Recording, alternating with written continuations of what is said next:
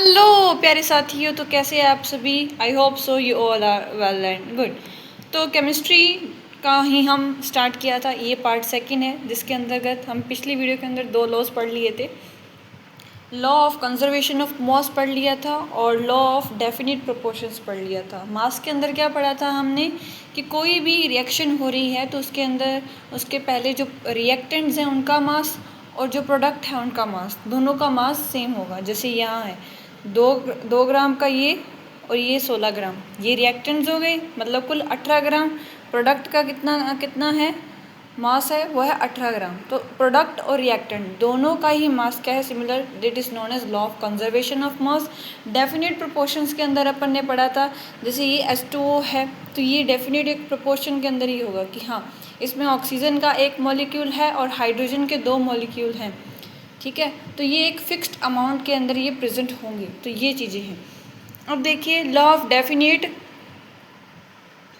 Sorry गलती से वो पीछे वाला लिखा रह गया कि लॉ ऑफ डेफिनेट प्रोपोर्शन।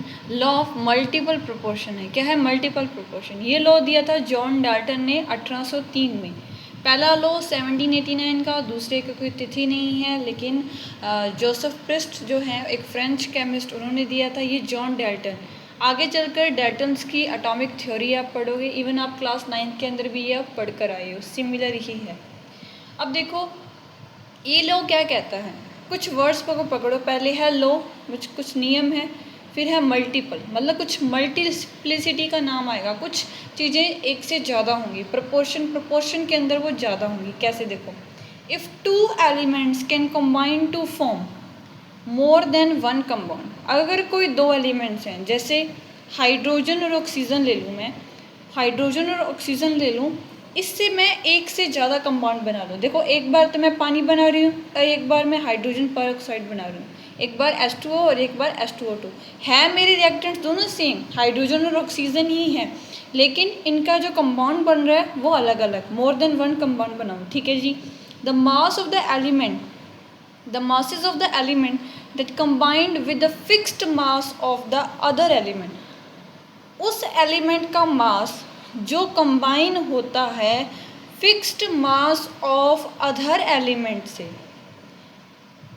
देखो फिक्स्ड मास किसका है, हाइड्रोजन का 2 ग्राम इधर है 2 ग्राम इधर है, लेकिन ऑक्सीजन का देखो यहाँ पर 16 ग्राम है, यहाँ पर 32 ग्राम है। तो ये कोई किसका मास है, the masses of element that combined with the fixed mass of the other element. तो वो कैसे होगा, वो मास जो होगा, इस मास के बारे में बात कर रहे हैं, are in the ratio of small whole number. तो इनका जो रेशियो अपन लेंगे वो स्मॉल वॉल नंबर्स में होगा। देखो इसका रेशियो लिया 16 ग्राम अपॉन 32 ग्राम, इसका जो रेशियो आएगा 16 1 16, 16 2 32, तो 1:2 के अंदर ये आएगा। तो ये हमारा लॉ है, लॉ ऑफ मल्टीपल प्रोपोर्शन, जहाँ पर देखो ये अलग अलग हमारे प्रोडक्ट्स बन रहे हैं और जो एक फिक्स्ड अमाउंट ऑफ एलिमेंट्स है, दूसरा एक फिक्स्ड अमाउंट ऑफ एलिमेंट नहीं है, लेकिन वो भी एक रेशियो के अंदर, एक स्मॉल वॉल नंबर्स के अंदर उनका एक रेशियो है। तो यही हमारा है लॉ ऑफ मल्टीपल प्रोपोर्शन। तो बढ़ते हैं नेक्स्ट लॉ पर।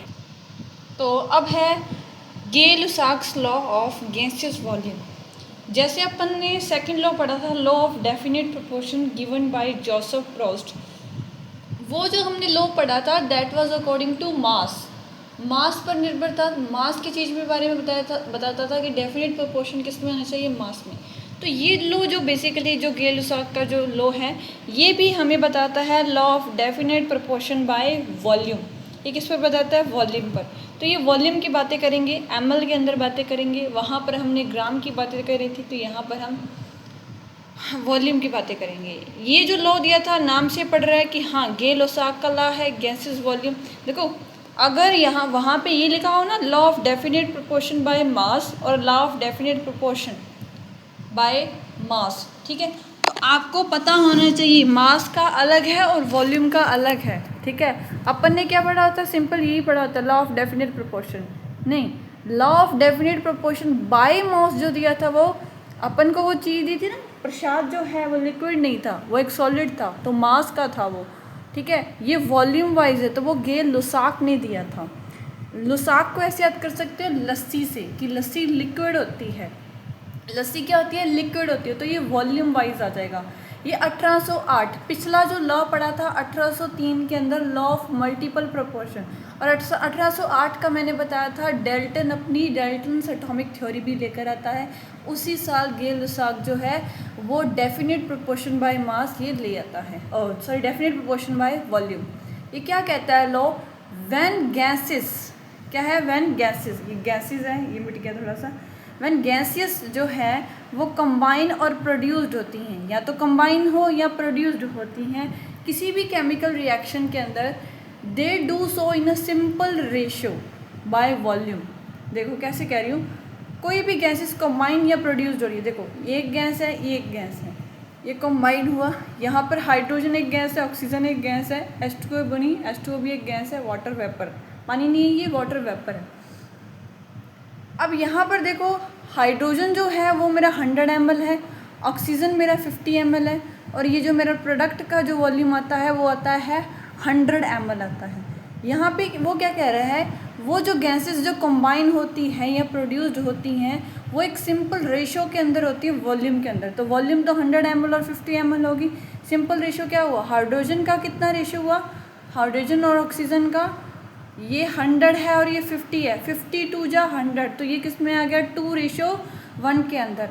और कब ऐसी ये चीज़ की कंडीशन क्या है कि जब गैसेस जो होंगी are at same temperature, hydrogen और ऑक्सीजन क्या होंगी आर एट सेम टेम्परेचर और प्रेशर पर अगर आप उनको मिलाने की कोशिश करोगे तब हमारी जो ये रेशियो होगा इनके वॉल्यूम का वो एक सिंपल किसी न किसी रेशियो के अंदर आपको दिखाई पड़ेगा। ठीक है जी।